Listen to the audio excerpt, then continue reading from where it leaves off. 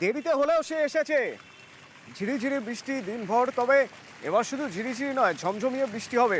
ভারী থেকে অতি ভারী বৃষ্টির পূর্বাভাস রয়েছে দক্ষিণে। সপ্তাহ জুড়েই বৃষ্টি হতে পারে।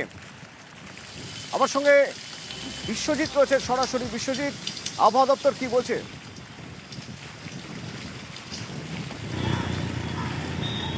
দেখো, একদম ভারী থেকে অতি ভারী বৃষ্টি এবং কোথাও কোথাও প্রবল বৃষ্টি, অর্থাৎ 200 মিলিমিটারের বেশি বৃষ্টিপাতের সম্ভাবনাও দক্ষিণবঙ্গের অন্তত 4 জেলায় দেখতে পাচ্ছেন, অনুমান করছেন আবহাওয়া বিজ্ঞানীরা।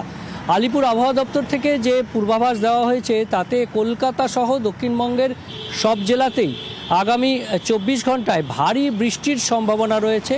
অতি ভারী বৃষ্টিও হতে পারে অধিকাংশ জেলাতে, তবে চরম বৃষ্টি বা প্রবল বৃষ্টি, যেটা 200 মিলিমিটার বা তার বেশি বৃষ্টি হতে পারে পশ্চিম মেদিনীপুর, পশ্চিম বর্ধমান এবং বাঁকুড়া, পুরুলিয়া, এই 4 জেলাতে বেশ কিছু অংশে বেশ প্রবল বৃষ্টির আশঙ্কা করছেন।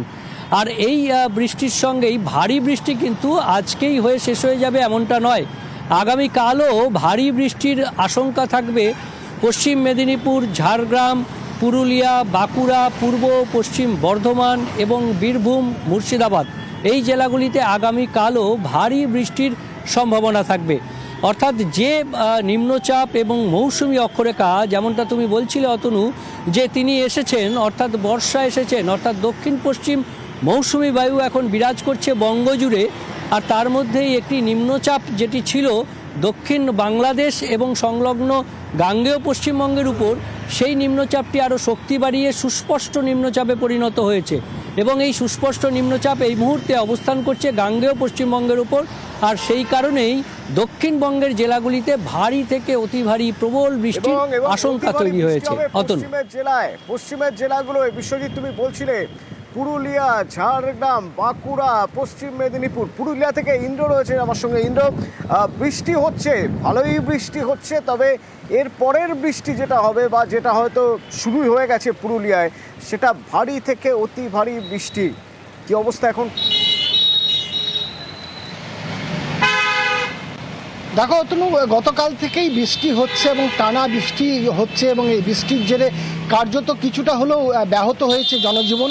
তবে একদিকে পুরুলিয়ার জন্য এই বৃষ্টিটা আশীর্বাদ, কেন পুরুলিয়াতে একদিকে যেমন তাপমাত্রা কমেছে, তেমনি যে বৃষ্টি, জলের যে ঘাটতি, সেই ঘাটতি অনেকটাই পূরণ করবে এই বৃষ্টি।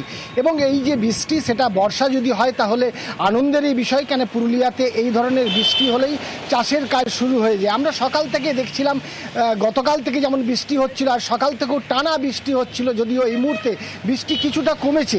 তবে এই বৃষ্টিতে যেমন সকাল থেকে সাধারণ মানুষের যেমন একটা সমস্যায় পড়তে হচ্ছিল প্রাথমিকভাবে, কিন্তু এই বৃষ্টি অনেকটাই কাজে এসছে। যেমনটা তোমাকে বললাম অতনু, তার তাপমাত্রা অনেকটাই কমে গেছে। যে তীব্র দাবদাহের পরিস্থিতি ছিল সেখান থেকে মুক্তি পেয়েছে সাধারণ মানুষ।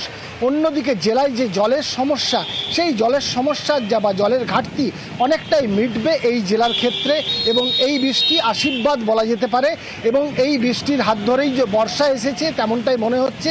এবং পুরুলিয়া জেলার ক্ষেত্রে আশীর্বাদের বৃষ্টি তো বটেই, তবে এই বৃষ্টি, ভারী বৃষ্টি আশীর্বাদের বৃষ্টি নাও হতে পারে সব জেলার জন্য। যেমন উত্তরের জেলাগুলোর কথা যদি বলি, নদী তো ফুসছে, তিস্তা ফুসছে, ওদিকে সিকিম, উত্তর সিকিমে ভারী বৃষ্টি হচ্ছে। বিশ্বজিৎ রয়েছেন সরাসরি আমার সঙ্গে। বিশ্বজিৎ, ভারী বৃষ্টির পূর্বাভাস রয়েছে দক্ষিণ উত্তরেও, মানে উত্তরের জেলাগুলোতে। কি অবস্থা এখন? দেখো, রাতভর বৃষ্টি হয়েছে দার্জিলিং সহ পার্বত্যের এই বিভিন্ন জেলাগুলিতে। সকাল থেকেও মাঝারি বৃষ্টিপাত চলছে। গোটা আকাশ কিন্তু কালো মেঘে ঢাকা। সকালের দিকে দেখা গিয়েছিল যে দার্জিলিং পাহাড়ে কিছুটা হলেও সেখানে শীতের প্রভাব দেখা গিয়েছিল, কুয়াশার চাদরে ঢাকা ছিল শৈলশহর। অন্যদিকে যে জেলাগুলো রয়েছে ডুয়ার্স, সেখানে কিন্তু কিছুটা হলেও তাপমাত্রা 32 ডিগ্রির মধ্যে থাকলেও কিন্তু বৃষ্টির সম্ভাবনাও রয়েছে। অন্যদিকে গঙ্গারামপুর থেকে শুরু করে দক্ষিণ দিনাজপুর, উত্তর দিনাজপুর, বিভিন্ন জেলাতেও কিন্তু দেখা যাচ্ছে যে বৃষ্টি হচ্ছে। তবে তোমাকে বলে রাখি যে পার্বত্য জেলা দার্জিলিং এবং কালিম্পং, সেখানে কিন্তু ভারী বৃষ্টি হলে একদিকে যেমন ধসের প্রবণতা থাকছে, তেমনি কিন্তু বিভিন্ন সময় দেখা যাচ্ছে যানজট ব্যাহত হচ্ছে।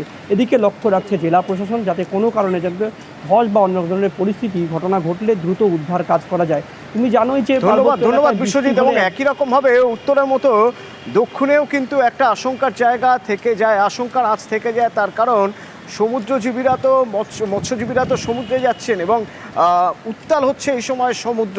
সেক্ষেত্রে মৎস্যজীবীরা সমুদ্রে যাতে না যান তা নিয়ে একটা এর মধ্যে ইতিমধ্যে মৎস্যজীবীরা যাতে সমুদ্রে না যান তা নিয়ে ইতিমধ্যেই একটা অ্যালার্ট করা হয়েছে মৎস্য বন্দরগুলিতে, কারণ মৌসুমী অক্ষরেখার নিম্নচাপের প্রভাবে বঙ্গোপসাগর উত্তাল হয়ে রয়েছে। ট্রলার নিয়ে মৎস্যজীবীরা সমুদ্র থেকে ফিরে এসেছেন। কাকদ্বীপ এবং উপকূলীয় এলাকায় ঝোড়ো হাওয়া বইছে। ফ্রেজারগঞ্জ উপকূল থানা থেকে মৎস্য বন্দরগুলিতে মাইকিং করা হয়েছে এবং আবহাওয়া ভালো থাকায় গত দুদিনে অবশ্য প্রায় 200 টন ইলিশ নিয়ে এসেছে ট্রলারগুলি। তবে ট্রলার সব ফিরে এসেছে, নতুন করে এখন সমুদ্রে যেতে নিষেধাজ্ঞা রয়েছে। আমাদের মৎস্য দপ্তর থেকে যে ওয়েদার খারাপের একটা নিষেধাজ্ঞা এসেছে, ট্রলারগুলো যাতে না আবার ফিরে আসে সেই মতো ট্রলারগুলো ফিরেও এসেছে। ওয়েদার খারাপের জন্য ট্রলারগুলো বুঝতেই পেরে আগেই ফিরে আসছে সবাই। আর এটা আমাদের ওয়েদারটা খারাপ থাকবে বলা হয়েছে, 19 তারিখ সকাল অবধি ওয়েদার